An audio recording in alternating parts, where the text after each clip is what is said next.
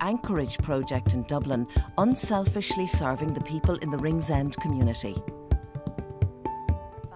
A story of hope from a Dublin man here in Ringsend who's a true visionary.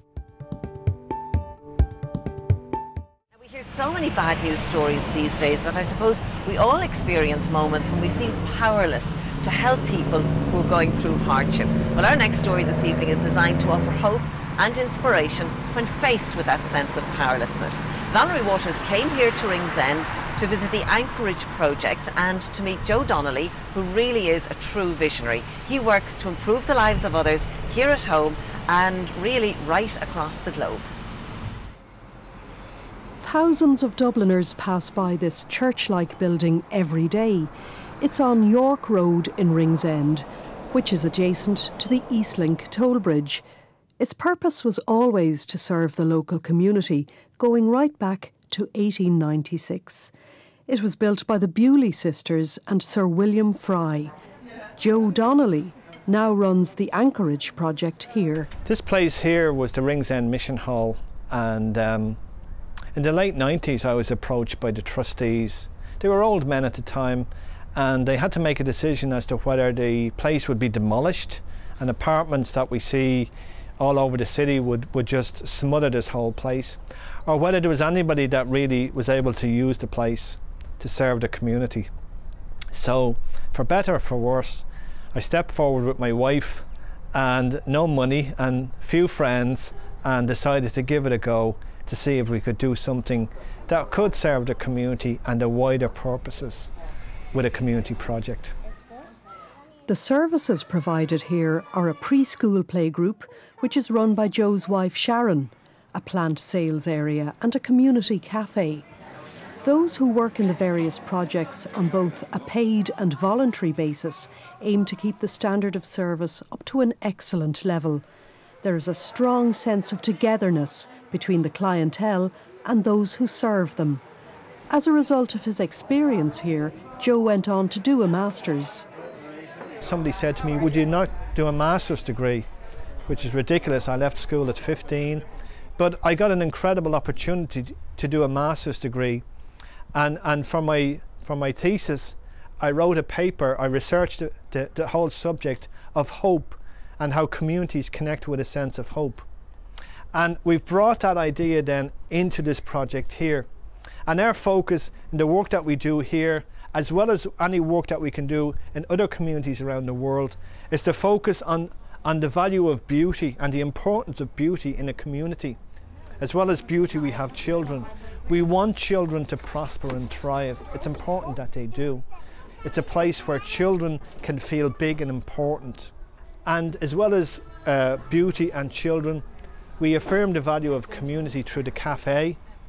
It's a space where really good food is relatively inexpensive, and there's a space there where different community groups can come in, they can hold meetings, friends can meet together, mums and toddlers can come in, they can check out the flowers, the rabbits, the birds, different type of thing.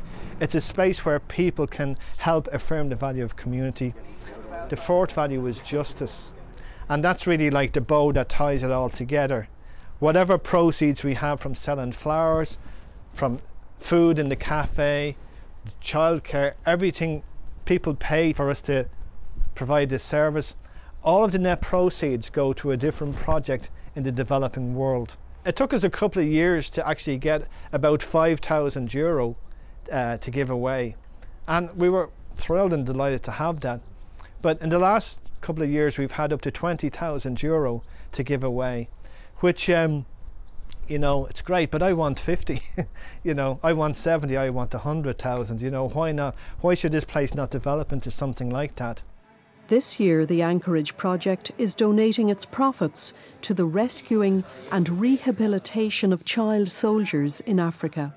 In the past, Joe and his wife Sharon have gone to places like Cambodia and South Africa to help set up services in disadvantaged communities in need of help. I think one of the greatest scandals in the world is that 20% of the population of the planet consume 80% of the resources, and we leave 80% of the planet to 20% that's left. That really irks me every single day in my life. and that motivates me. I'm happy that charity does begin at home. 20% of all that we give away is given locally, but you know, it's a big suffering world out there as well. And so that actually just courses through my veins as well. The first thing that catches your eye when you enter the cafe is a wall covered in the front pages of newspapers. Look closer and you'll see that all of the leading stories on those pages are good news stories. It started with a page from News 4, a local paper of whom Karen Keegan is the editor. We were coming here for about a year having our meetings, and I noticed that there was just a random page of our front page of one of our newspapers on the wall there behind me. And I asked Joe, why is that sitting there? And he said that it inspired him to create a wall of good news. And we had a little discussion about it then, and we said, well, this is a great idea. It'll create a sense of hope in the community as well. People will feel good. Our newspaper makes people feel good. That's what we aim for. So I said, I can give you all the front pages that you want. He said, let's try and get other people involved with this. So we sat down and hammered out a little plan, and then he spoke to Roisin Ingle, who actually put it into her column in the Irish Times, and then the feedback was huge.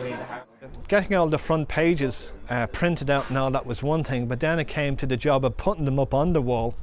And I approached a father and his daughter who just live around the corner, and they'd had a really tough year in the past year. They'd had a lot of knocks, bereavement and so forth and so on. And I said to them, would you do me the honour of actually helping me to decide how to put these up on the wall?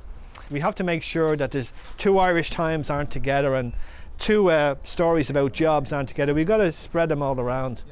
And much to my delight, they eventually decided, yeah, okay, do you know what, we'll do this. And they got a lot out of it.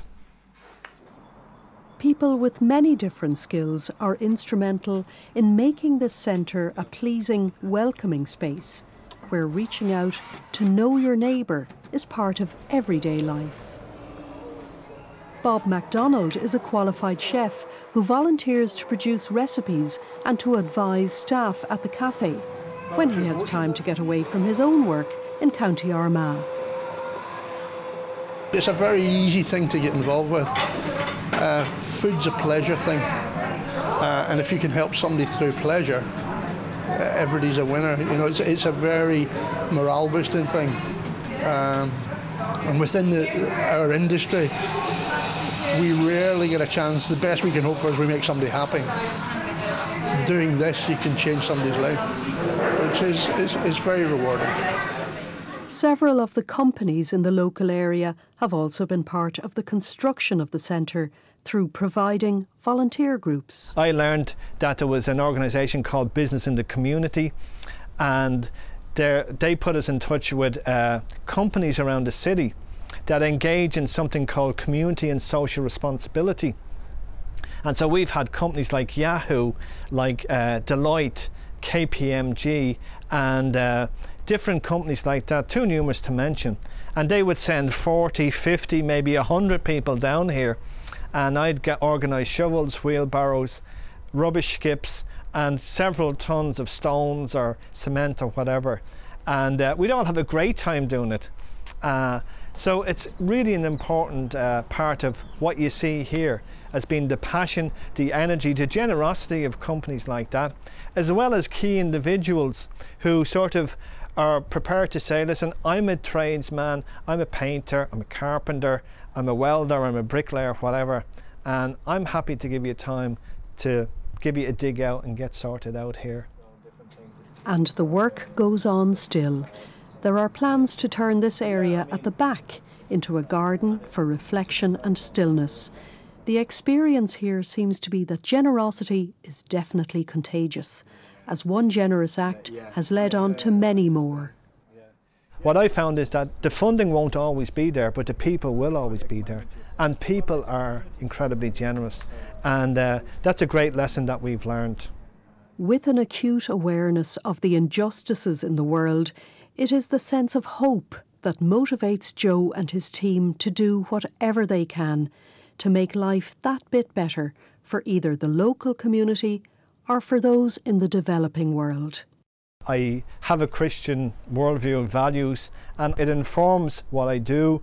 It resources my thinking, and I'm very happy then. And my wife and I are on the same page, and you know, a lot of people would come alongside to volunteer with us. It's not an issue. They can be atheists, they can be Buddhists, they can be whatever. It's not a condition of being here, but that certainly resources my thinking and empowers me to do this type of work. Joe Donnelly certainly is a very generous and interesting man, and if you'd like to find out more about the Anchorage, you can always drop into the Old Church and Cafe. It's just down the road here, beyond the toll bridge in Ringsend in Dublin.